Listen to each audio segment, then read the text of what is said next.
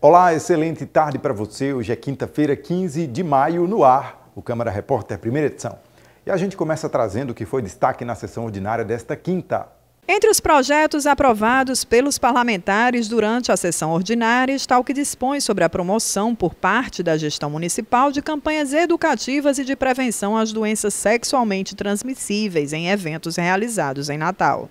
A matéria tem como autor o vereador Herbert Sena. A gente fica feliz, de ter mais um projeto nosso aprovado no plenário da Câmara Municipal, um projeto que prevê campanhas, orientação, entrega de preservativos para prevenir e diminuir as incidências das doenças sexualmente transmissíveis, que é um problema existente na nossa sociedade que a gente precisa buscar, junto a prefeituras, ONGs, entidades, associações, para que possamos ampliar esse assunto em nossa cidade, orientar também a população na prevenção, como também todos os profissionais possam fazer essas campanhas nas unidades de saúde, nos eventos, nos shows, e é isso quem ganha, é toda a população, e a gente tem certeza que vai diminuir, principalmente na nossa juventude, que essa orientação chegue o mais breve possível. Ainda durante a sessão foram aprovados em regime de urgência 2 projetos de autoria da vereadora Tabata Pimenta.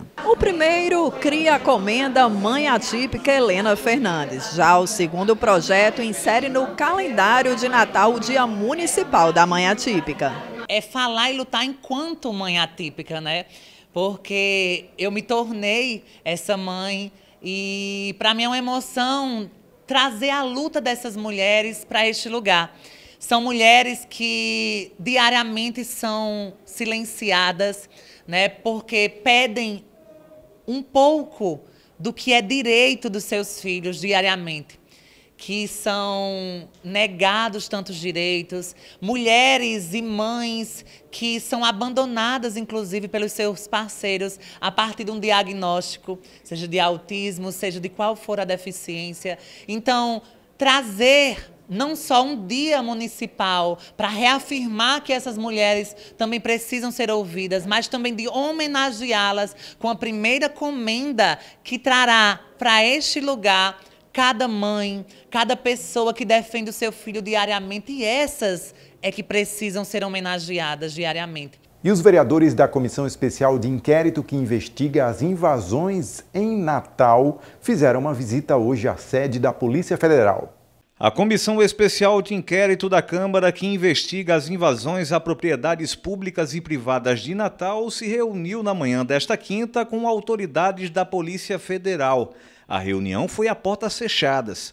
Os integrantes da SEI repassaram à PF denúncias que dão conta da ocupação de imóveis oriundos de programas habitacionais do governo federal por facções criminosas.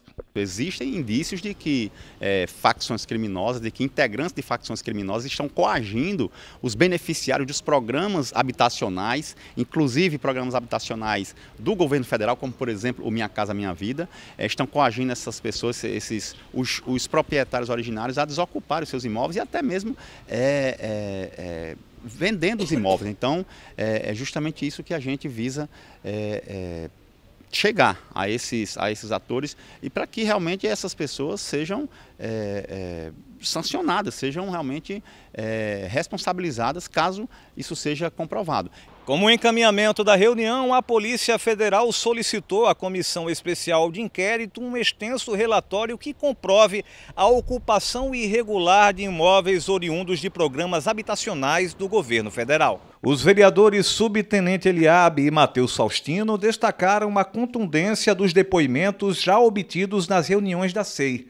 Além disso, os parlamentares se comprometeram a investigar junto à Caixa a listagem dos reais proprietários dos imóveis. Como relator, eu já coloquei várias situações aqui em falar que a minha disponibilidade e a minha vontade é entregar um relatório muito técnico. Então a gente já ouviu a secretária de Segurança do município, já ouvimos representantes da segurança também do Estado, ouvimos agora recentemente também o delegado civil que afirmou categoricamente que há indícios de crimes acontecendo dentro dessas invasões que, ao meu ver, são irregulares, por isso a gente denominou a SEI de SEI das invasões. Bom, a visita aqui hoje serviu para a gente ter um caminho a respeito de como a Polícia Federal pode se manifestar a respeito desse tipo de indícios de crimes que estão acontecendo. E isso vem, lógico, através de materialidade. Então, o nosso relatório, eu me comprometo em falar em todas as entrevistas que vai ser robusto. Este relatório será encaminhado aqui para a Polícia Federal, o relatório contendo os elementos probatórios para que a Polícia Federal possa transformar isso em investigação, transformar em inquérito. E segundo que nós vamos pedir diligências e pedir informações à Caixa Econômica Federal referente à situação desses imóveis, se ainda estão com os proprietários atuais ou se foram repassados, e se foram repassados e se a situação realmente está legal ou está ilegal. Então, com todas essas informações, a gente vai passar para a Polícia Federal, e isso foi o que foi encaminhado aqui na reunião de hoje. Já aqui no plenário da Casa, ontem à tarde, os vereadores voltaram a se reunir na comissão. Eles receberam e ouviram o secretário de Finanças de Natal e um delegado da Polícia Civil. A quarta reunião da Comissão Especial de Inquérito, criada para discutir as invasões a propriedades públicas e privadas da cidade, teve a presença do secretário de Finanças do município, Marcelo Oliveira. A sabatina foi iniciada com o vereador Daniel Valença o questionando sobre a implementação do IPTU progressivo, que mesmo previsto no plano diretor, ainda não vem sendo aplicado. Quem não ocupa e transforma essas áreas em áreas de especulação para lucrar em cima do conjunto da cidade, deve arcar com mais tributos em função disso. Acontece que quando veio aqui a secretária da SEARP, ela colocou a responsabilidade disso na CEMURB. Quando veio o secretário da CEMURB, ele colocou no de Finanças. Quando veio o de Finanças, ele disse que, bom, o PTU está previsto na normativa municipal, mas nunca foi colocado em prática. Ou seja, o plano diretor de Natal, desde 94, prevê IPTU progressivo, e nem Carlos Eduardo, nem Álvaro Dias, nem Paulinho Freire, ninguém teve uma ação para colocá-lo em prática. Ele não é uma medida para meramente aumentar a arrecadação. Ele é uma medida extrafiscal, como se conhece na doutrina tributária, que é com a finalidade de regular o uso do solo. Você identificar áreas, imóveis que estão sem o uso apropriado, né? Sem cumprir a sua função, e você começar a agir no sentido de fazer com que o proprietário passe a dar uma destinação. É uma pauta transversal, que envolve diversas secretarias, né, apenas operacionalizado pela Secretaria de Finanças, mas no sentido de fazer um planejamento urbano com essa ferramenta de IPTU progressivo. De acordo com o secretário, 14.103 contribuintes estão inscritos na dívida ativa de IPTU do município de Natal. Essas pessoas são proprietárias de 29.670 imóveis. O questionamento foi da vereadora Camila Araújo. É um dado que me chamou bastante atenção, né? O número expressivo de imóveis que estão na dívida ativa daqui do município de Natal, e também o valor, né, somado dessa dívida na casa dos bilhões para o IPTU e para a taxa de lixo na casa dos milhões. Então são recursos que fazem falta para o município de Natal. Esses números representam um montante do que está inscrito e o que a gente está indo buscar. O nosso trabalho é justamente, junto com a Procuradoria, cobrar esses valores. E o Refis, ele vem justamente atender a esse anseio. O vereador Matheus Faustino trouxe uma série de questionamentos sobre o impacto financeiro sofrido pelo município diante das invasões a propriedades públicas e privadas. Um deles sobre a dificuldade de quitação da dívida quando o imóvel é invadido. Se um movimento, vamos levar em consideração que está invadindo realmente o imóvel com 5 anos de IPTU atrasado, quais as condições de incentivo o proprietário vai ter de negociar essa dívida se tem um bando de revolucionário invadindo o imóvel dele? Nenhuma. E para além disso ainda, perguntei também ao secretário de Finanças se em algum momento, já que eles querem fazer seguir a lei, se em algum momento houve algum tipo de mutirão desses próprios movimentos sociais de pegar esses imóveis e tentar negociar o IPTU para ficar para eles. Eu entendi o questionamento dele no sentido de que se você tem um imóvel que está ali e foi ocupado, você já recua. Não vou regularizar porque vai haver uma disputa, será que eu vou perder o imóvel, será que eu não vou? Então a pessoa não vai regularizar. Então é óbvio que se você está com um imóvel ali e tem um débito e ele não foi invadido, vamos dizer assim, ele está disponível para uso, é muito mais fácil a pessoa vir e se regularizar. Foi nesse sentido que eu respondi. Em relação aos custos, né, que ele falou também, quando há uma invasão ou de uma área pública, os serviços urbanos ali ao redor vão ter que funcionar dobrado, né? Você vai ter que ter mais limpeza, você vai ter que ter mais segurança pública, e isso termina tendo um impacto nos cofres do município. O vereador subtenente Eliabe questionou o secretário sobre o que caracteriza juridicamente o estado de abandono de um imóvel. Primeiro porque é um dos argumentos dos invasores, é de que eles invadem propriedades que não cumprem com sua função social. Entretanto, não é o invasor, não é os movimentos sociais que vai tipificar que aquele imóvel ele não tem função social. Quem vai realmente estabelecer isso é o poder público. A reunião também teve a presença do delegado da Polícia Civil, Marcos Vinícius. Segundo ele, de 2018 para cá foram registradas 26 ocorrências de invasões em estabelecimentos comerciais, industriais e agrícolas da capital potiguar. Nós vemos que, pelos dados que nós temos no nosso registro, no nosso banco de dados, nós temos 26 ocorrências de 2018 até agora. Ou seja, nesses últimos 7 anos, nós temos 26 ocorrências aqui em Natal. Desses 26, nós temos 3 bairros que nos afetam mais. Quer dizer, 18 dessas 26, representa quase 70%, ocorreram em Cidade Alta, Alecrim, Tirol. Então, as delegacias que trabalham nessas áreas, elas fazem um trabalho de monitoramento, de acompanhamento, e quando o caso eventualmente vem a acontecer, instaura-se inquérito policial para apurar aquele fato delituoso, né? Então, esse é o trabalho que é feito pela Polícia Civil. Ainda na CEI foi aprovado um requerimento com a finalidade de apurar supostas ocupações irregulares a terrenos públicos que, de acordo com a vereadora Brisa Braque, ocorrem na orla de Ponta Negra. A própria Prefeitura, através da CEMURB, identificou 22 ocupações irregulares que invadem propriedades públicas em Ponta Negra, entre a área do calçadão e, de fato, onde se iniciam as propriedades privadas. Então, estou sugerindo que esta CEI, ao invés de bater na mesma tecla da questão da perseguição aos movimentos sociais, convoque também esses empresários, esses proprietários que estão invadindo o terreno público na orla de Ponta Negra. E também ontem à tarde houve uma reunião da Comissão de Finanças. Os vereadores apreciaram 16 projetos de lei. Uma das matérias aprovadas na Comissão de Finanças desta quarta dispõe sobre a proibição da contratação de show aberto ao público infanto-juvenil que envolva durante a apresentação apologia ao crime organizado, uso de drogas e práticas delituosas. A proposta é do vereador subtenente Eliabe. É mais um mecanismo de proteção às nossas crianças e os nossos adolescentes. E também de respeito com os pagadores de impostos. Não é justo, não é razoável que o cidadão que paga seus impostos, esse dinheiro seja utilizado para iniciativas desse tipo, que faça apologia ao crime, como você falou, a questão das drogas, apologia às facções criminosas. Afinal de contas, apologia ao crime é crime. Então, o projeto ele tem esse objetivo. Nós agora vamos acompanhar para que ele esteja brevemente sendo votado em plenário. Outro projeto aprovado na Comissão de Finanças institui o Programa de Parcerias Público-Privadas do município de Natal. A matéria de autoria do chefe do Executivo Municipal dispõe sobre normas complementares para as contratações das PPPs. Esse é um dos projetos mais importantes nessa legislatura para a Casa Legislativa Municipal e para a atual gestão. É um projeto que vai agregar o poder público, trazendo a iniciativa privada para perto, para fazer parcerias públicos-privadas, para poder fazer investimento e melhorar os atendimentos nos hospitais, nas praças públicas, nas escolas municipais.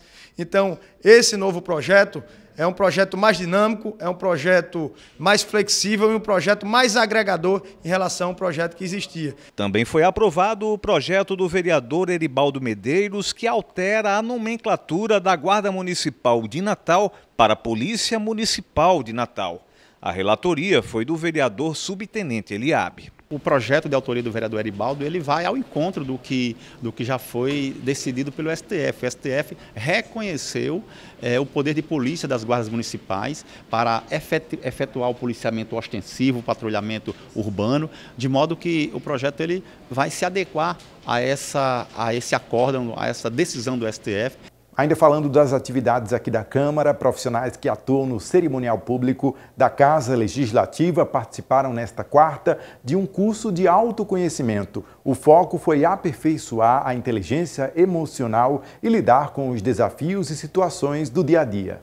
A equipe de cerimonial e relações públicas da Câmara Municipal participou nesta quarta-feira de um curso voltado para o autoconhecimento e equilíbrio emocional, com o psicanalista Tiago Gonçalves. Um dos principais focos da capacitação foi oferecer ferramentas para a chamada resiliência emocional. Essa autoconsciência, né? Como que a gente está por dentro. Às vezes a gente lida com tantas pessoas externamente, mas como que a gente está por dentro, porque a gente consegue ter um ambiente, muitas das vezes, emocional saudável, quando nossas emoções estão saudáveis. O especialista trouxe chaves para que os profissionais da Casa Legislativa lidem melhor com os desafios do dia a dia e as relações interpessoais. Existe uma técnica muito conhecida que é o DCD. Você precisa, tudo que vier na sua mente, você precisa duvidar, criticar e determinar. Veio alguma informação que está ali disfuncional, está tentando tirar do equilíbrio, por que eu estou pensando nisso, por que eu estou sentindo isso?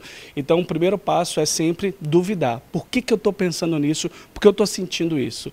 Logo após criticar aquela informação e determinar como eu vou reagir, o que eu vou fazer mediante aquilo que eu estou sentindo. Essa é uma prática assim, muito fácil, né? Aprendi com meu mentor, Dr. Augusto Cury, e eu queria passar para vocês. Sempre duvide, critique e determine tudo que vier na sua mente. Desafios que Raquel Vasconcelos conhece bem. Acredito que com o fato de você estar trabalhando em equipe constantemente, não há espaço para você pensar somente em si. Dentro do cerimonial, você tem que pensar na sua saúde e na saúde da outra pessoa, porque você está convivendo com aquela pessoa. Tem aquela questão de você ter paciência diariamente, compreender que, assim como você, as outras pessoas têm diversas individualidades, a partir das quais passam por outras situações.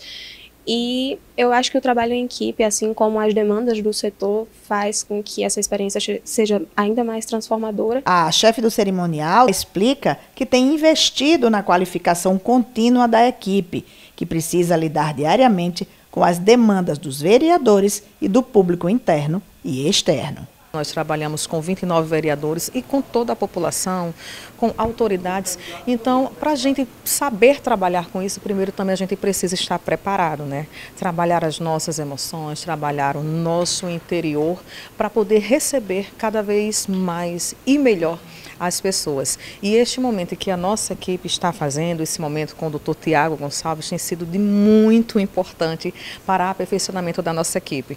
A seguir, trabalhadores nascidos em maio e junho começam a receber hoje o abono salarial do PIS/PASEP.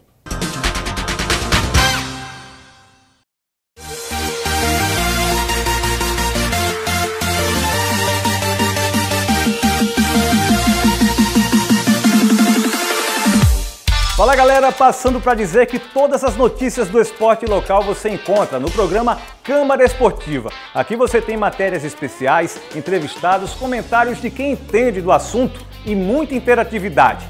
Lembrando que entramos no ar de segunda a sexta-feira ao vivo, sempre a partir de 1h20 da tarde. Te espero aqui na TV Câmara Natal. Até lá!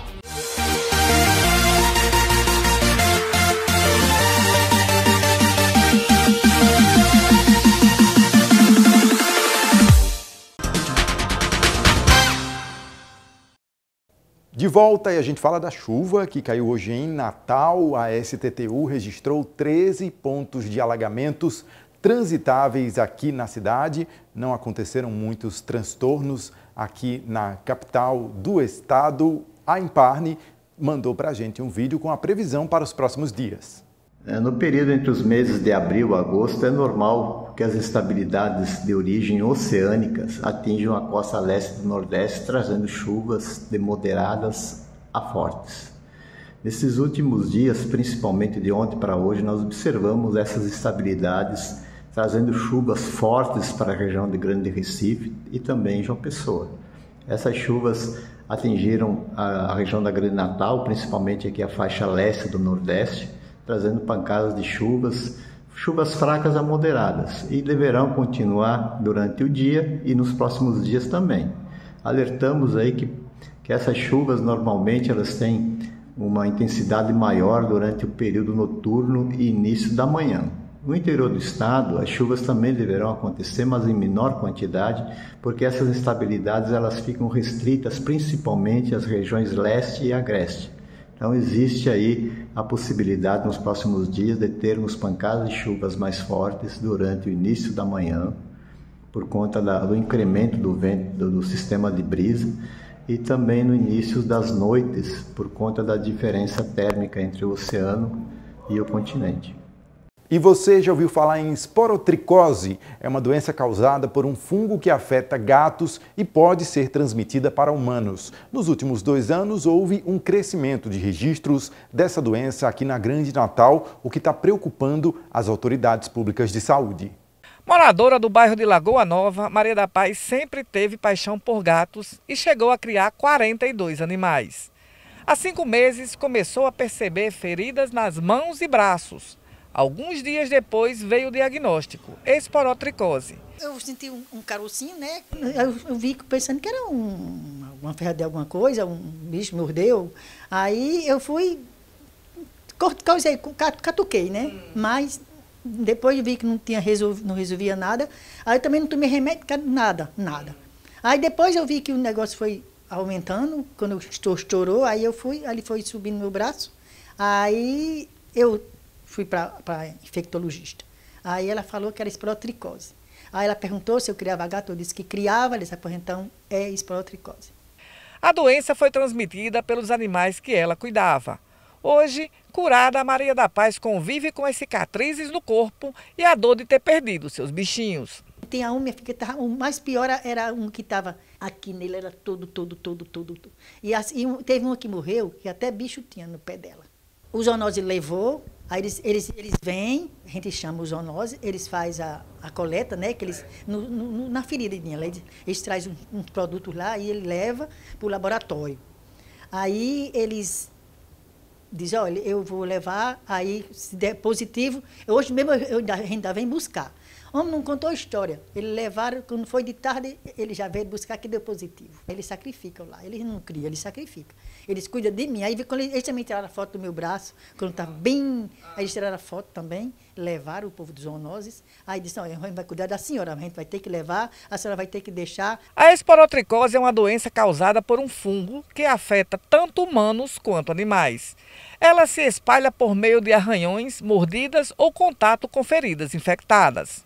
Nos humanos, a doença se manifesta com lesões na pele que começam com pequenos caroços e podem virar feridas. Nos animais, os sintomas incluem feridas que não cicatrizam, principalmente nas patas e focinhos. A esporotricose é uma doença fúngica, um fungo que acomete tanto os animais como acomete as pessoas. E, inicialmente, ela foi diagnosticada nas pessoas que lidam com jardim e foi dita como doença do jardineiro, porque as pessoas se contaminavam ali nas plantas, na vegetação, na roseira. Então, justamente, o diagnóstico inicial foi baseado nessas pessoas, nesses trabalhadores. Como é um fungo que está ali no ambiente, está em matéria orgânica, nas vegetações, e o gato ele tem o hábito de arranhar as coisas. E quando ele arranha, consequentemente, ele coloca o fungo ali no que a gente chama de leito ungueal, que é entre os distos, entre as unhas.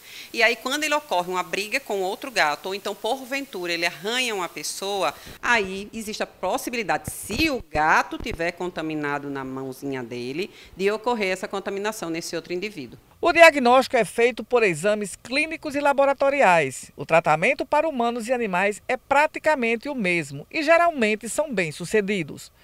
No entanto, existem casos onde alguns animais são sacrificados para evitar a disseminação. Infelizmente, as pessoas acabam colocando o animal, vou dizer assim, em segundo plano, né, em detrimento do ser humano. Mas a esporotricose, tanto ela tem cura e tratamento no ser humano, como tem cura e tratamento também no animal. Não é necessário introduzir esse animal para entrega no Centro de Controle de Zoonose para ser feita eutanásia ou também nas clínicas privadas, né? A pessoa pode sim tratar do animal, lógico, tem que ter todas as observações, orientações e cuidados dados pelo médico veterinário para que o tratamento tratamento ocorra a contento e que pessoas ou outro animal não venham a se contaminar. De acordo com a Unidade de Vigilância em Zoonoses, em Natal, as zonas norte e oeste são as que têm maior incidência da doença.